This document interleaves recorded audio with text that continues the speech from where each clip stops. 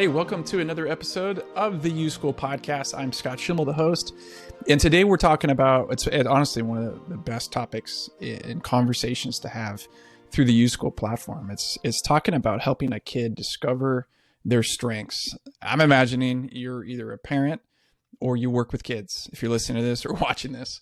And one of the most important things that we do, the opportunity that we have, and the role that we play is to help a kid, and I'll say it really plainly, figure out who they are and who they're not.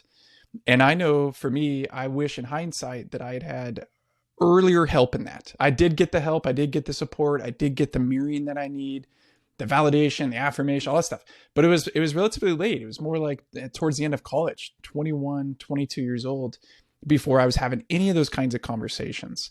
Because before that, what happened was I was trying to be someone that I wasn't. And that is a obviously key thing that many people do, especially the teenage years when you're trying on different identities, trying to figure out who you are. It's of course normal. It's natural. It's a part of growing up.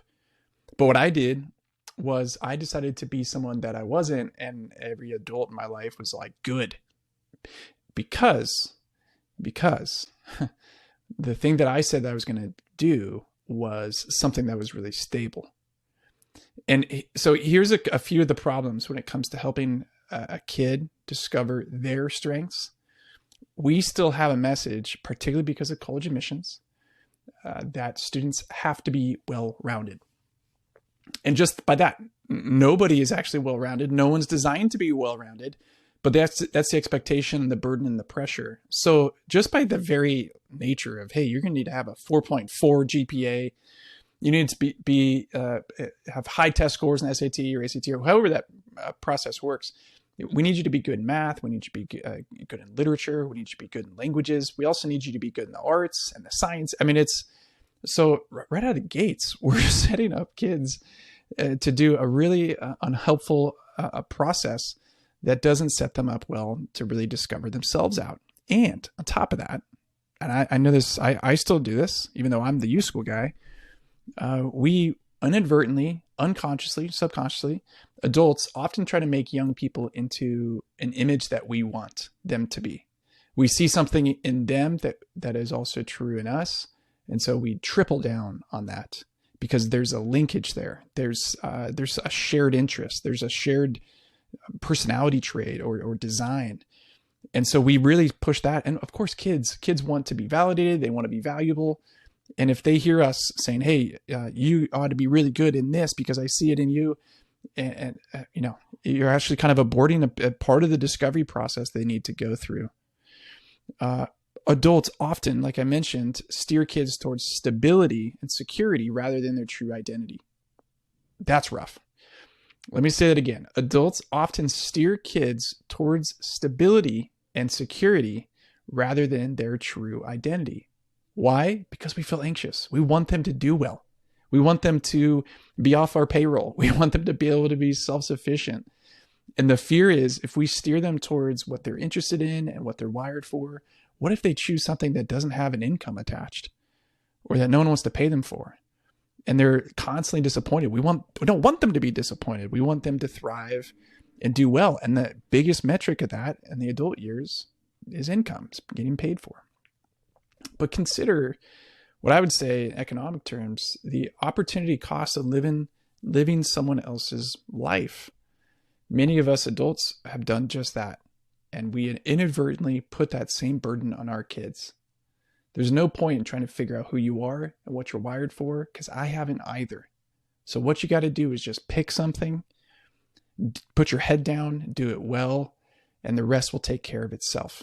And I'm here to say no. No, you don't have to wait until your mid to late 30s or 50s or retirement to figure out what makes you come alive, what you're wired for, and then to organize your life around it.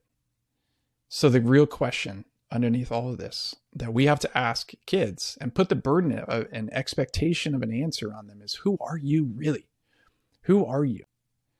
And then be the support. If we can help a kid discover their strengths and find out their wiring, we are giving them the joy of being authentic and the alignment and integration of being a whole human. That's, I think, probably the biggest gift that we can give them. Not to mention, I've done some research. I didn't look it up again for this one, but I've done research in the past. And it's fascinating that if you feel like you're more aligned to your strengths in your career, you actually make and earn more money over time, over your lifetime. And so you might look down the path and say engineering or law or business, that's where the money is. But if you're down that path and it's not who you are authentically, it's out of alignment with you, it's not something that you're naturally good at,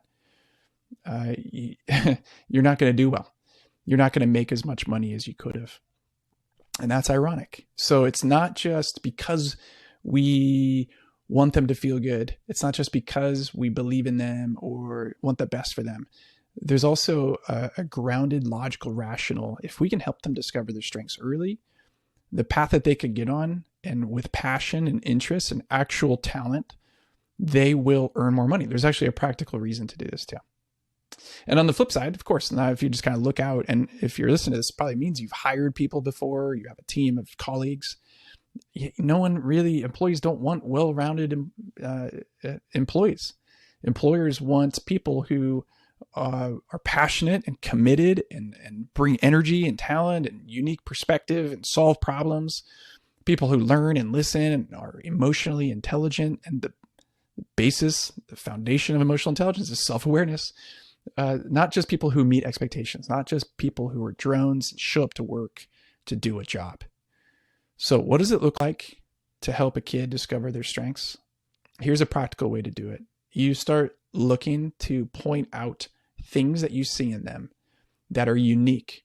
You are a mirror to them, a neutral mirror without any sort of excitement or disappointment. Either way, you just say, I've noticed that you seem drawn to, or I've noticed that something that comes easily to you is, or I've noticed something that you do in your free time, even when you don't have to because of an assignment or homework is, or I've noticed compared to your peers, they look to you as. So those are prompts. Those are sentence starters. Those are conversation starters. And they don't need to hear that once in their life when it's time to pick a career or think about college. You start that when they're 7 and then 10 and 11 and every single week. And you just become a mirror that continues to reflect back the truth of who they are.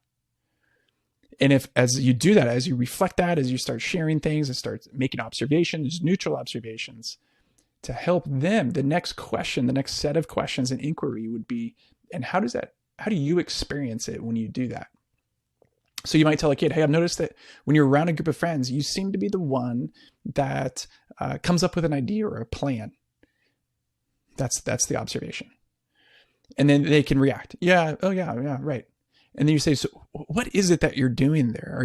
Do you notice that there's some disorganization? You just notice that people are feeling bored and then respond? Or is it like you just don't like it? So you're helping them go to the next layer internally for what's going on in their experience of that particular strength. That's something that we can do as adults, as parents and educators. So what does it look like for you today and this week to be that mirror, that neutral mirror, to help a kid see clearly who they are and who they could be?